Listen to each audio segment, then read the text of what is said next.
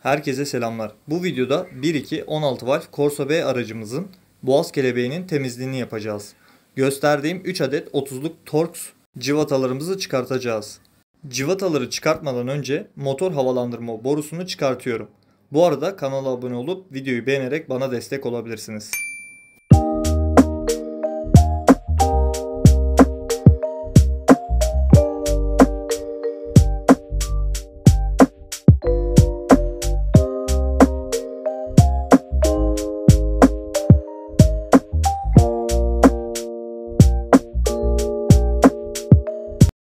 Cıvatalarımızı sökelim.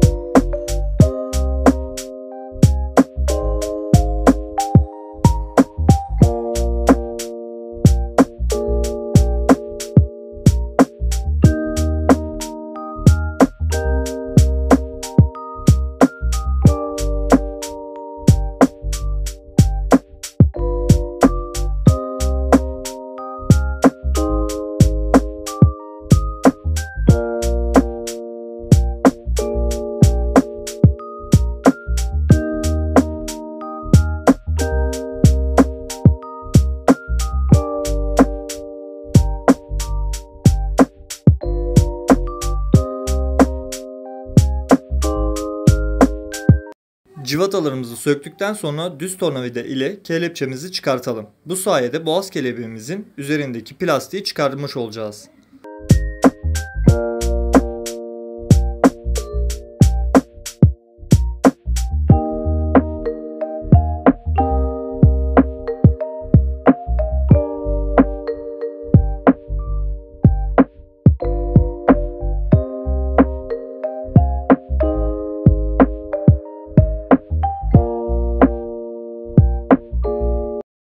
İçinin fotoğrafını çekmek sonradan aklıma geldi. Fakat buradan da gözüküyor kenarlardaki yağ kalıntıları.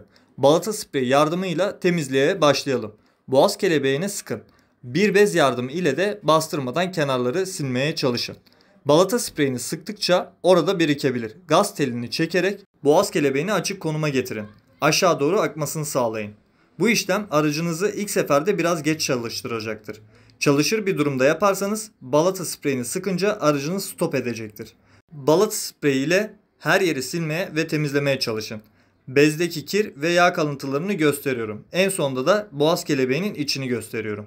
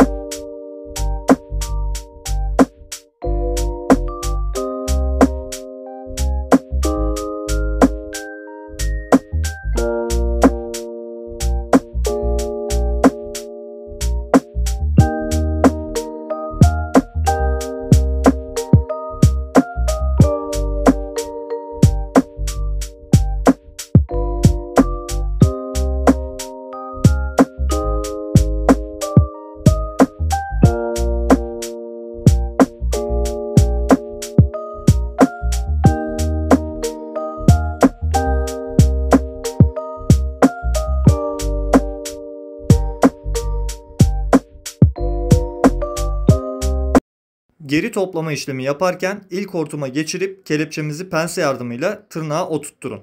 Motor havalandırmanın hortumunu tekrardan yine pense yardımıyla kelepçesini açık konuma getirip yerine oturtun. Son olarak cıvatalarımızı sıkın. İşlem bu kadar. Aracınızı çalıştırıp biraz gaz verin. Kanala abone olmayı, videoyu beğenmeyi unutmayınız. Başka videolarda görüşmek üzere. Kendinize iyi bakın.